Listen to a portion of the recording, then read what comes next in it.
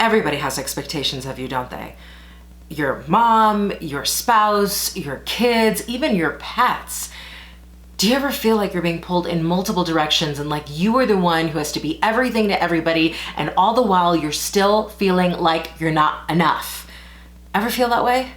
On today's video, I'm going to give you 3 strategies that you can use to once and for all release the need to please. In other words, to stop being a human doormat.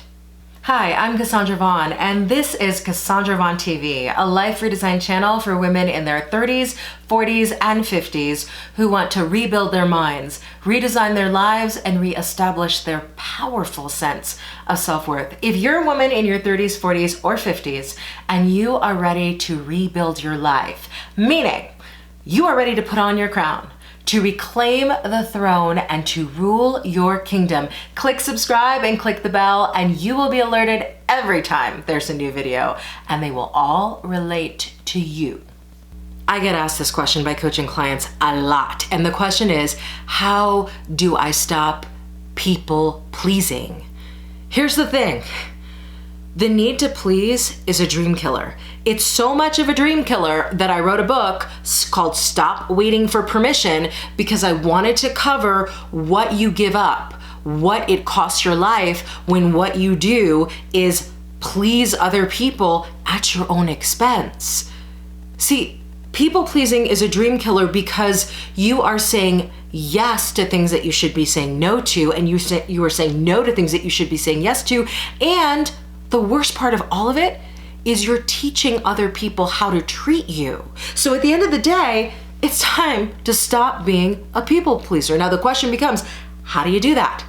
Let's talk about 3 strategies that you can use to once and for all quit the need to please. Strategy number 1, know what your job is and stick to it. Now, okay, so here's the thing. You gotta know what your role is in other people's lives, namely in every person's life for which you are finding yourself people pleasing. Why don't we just get clear on what your job is? So actually, let's talk about what your job is not. Your job is not to make anyone in your life happy. Guess why? Because you can't actually do that. Happiness is an inside job. It is really up to them to be happy. They're the ones who can choose it. You are not responsible for it, so you can let that role go. Your job is not to make other people feel fulfilled, satisfied, even to make them feel loved, because you could pour a whole lot of love on somebody, and if they don't want to feel love, they will choose not to feel your love. So you've got to know what your job is in other people's lives and stick to it. Now, you might be saying, I always thought it was my job to make my family happy. I always thought it was my job to make them feel safe and nurtured and seen and all of that. So if that's not my job, what is my job? Glad you asked that question. Your job is to be a positive force in your own life, to love yourself, to be happy for yourself, to feel peace and fulfillment and satisfaction, and to let the energy of that, of all that you are and being all that you are and choosing yourself, radiate out to everyone in your life so they feel the energy of what you already have within yourself, which then spreads to them and gives them permission to do the same for themselves. That's your only role. So you can see where people pleasing goes wrong, because if you think it's your job to make them feel those things, you're not actually doing those things for yourself, so you can't actually give them what you don't have. So I want you to comment below, and I want you to tell me what's one way that you've been trying to be for other people something that I just talked about that you simply can't do for them. They have to do it for themselves. Comment below and tell me what's one thing you've been doing that's people pleasing that really is something only they can do for themselves. Strategy number 2 to release the need to please.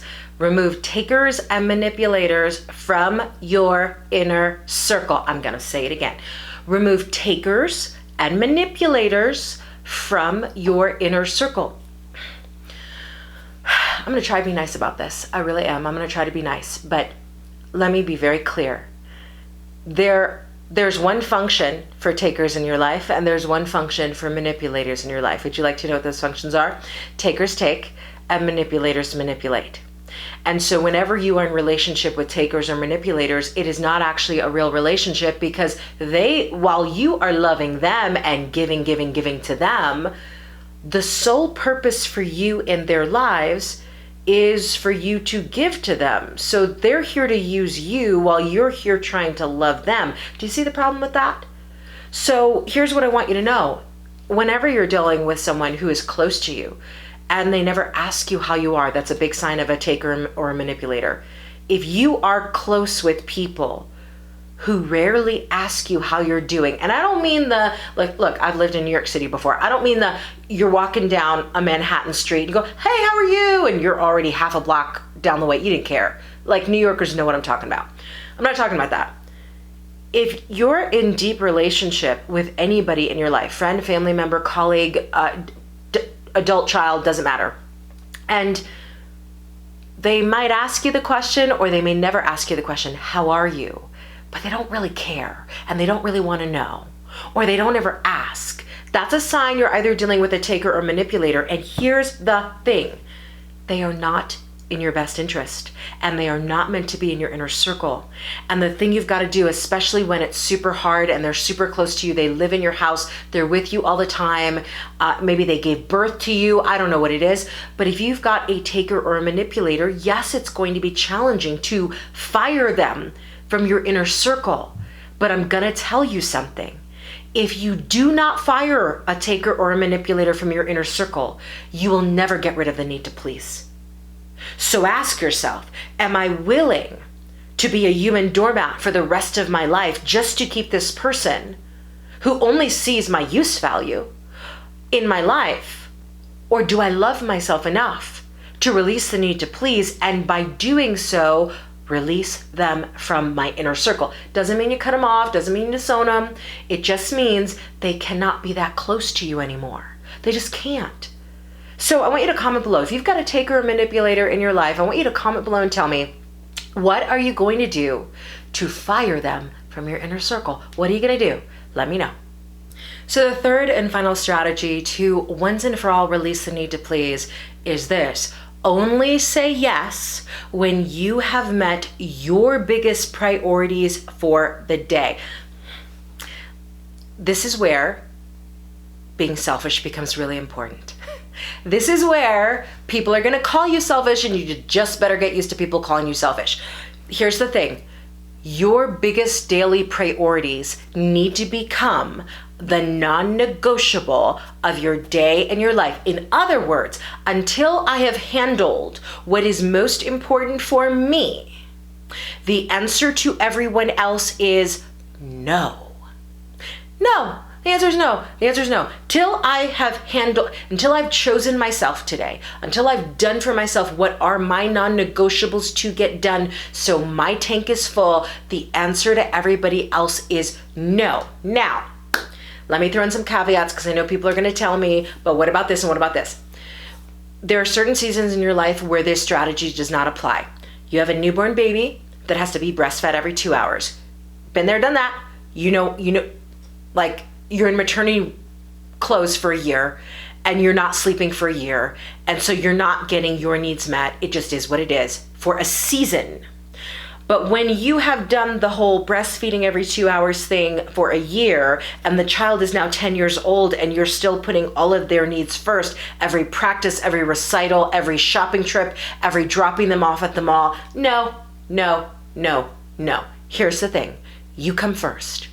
You come first, non-negotiable, your biggest priorities, which means you do have some responsibility here. You have to know what your biggest non-negotiable priorities are on every given day, so you can establish those first, take care of those first, and then you are free to entertain other requests.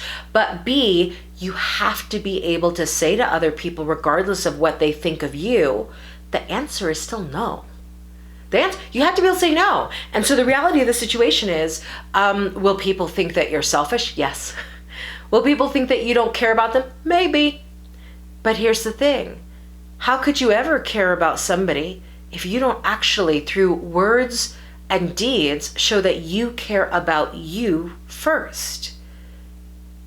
The math on that doesn't work out. So I want you to use this strategy, especially when you're in a season where you don't have newborns, you don't have an elderly parent who has a disease for which they need constant care. I want you to put you first and to put your non-negotiable priorities first, which means you need to write them down every single morning on a piece of paper. What are my non-negotiables? Like, is exercise a non-negotiable? If exercise is a non-negotiable, why are you giving up your exercise to take your kid to hockey practice at 5 o'clock in the morning? I'm sorry. Like, maybe we need to renegotiate whether hockey actually is a sport you can do, or maybe you ride with your friends because mom needs to work out at 5 a.m. I'm sorry. This is key to my mental health. It's really important that this is the strategy that you work on the most, because until you can say no to non-essential things, you will find yourself saying no to the most important things in your life. And then the resentment builds and the anger builds. And then one day you explode on everybody and everybody's like, well, why is she upset? Why is she mad? Like, life is good. Well, life is good for them, but life hasn't been good for you. Don't get to that point. You avoid getting to that point when you say, okay, today, what is my highest priority? What makes me feel powerful and amazing and cared for and loved and nurtured and just in my power? And then do that first, and then entertain requests. And I'd still say, even then, say a lot of no's, because you can't focus on your biggest dreams if you're saying yes to everybody else's dreams. But you can entertain those requests once you've taken care of you, choosing you. That's what you need to do. There you have it, my 3 strategies for releasing the need to please. Look, your best life will require that you stop needing other people's approval, that you stop being a human doormat, that you actually put your desires, your dreams, your goals first. And if you've lived a lifetime, a decade, 3 decades being a people pleaser, that's a hard habit to undo. And it really takes a literal rebuilding of your mindset so you can retrain yourself and your habits to no longer do that, so you can put yourself first. Which is why I teach this in the 10-week Rebuild Yourself program that's geared to women in their 30s, 40s, and 50s. If you are ready to release the need to please, if you are ready to stop hustling for your worthiness, if you are ready to figure out how to undo this thing in you that feels like you've constantly got to be everything to everyone, I want you to visit CassandraVaughn.com/programs. Check out the 10-week Rebuild Yourself program. It will literally change the game on this people-pleasing tendency, and it will put you back in the driver's seat of your life. If this video was helpful, please give it a thumbs up and share it with your friends. Thanks again for watching, and have an amazing week.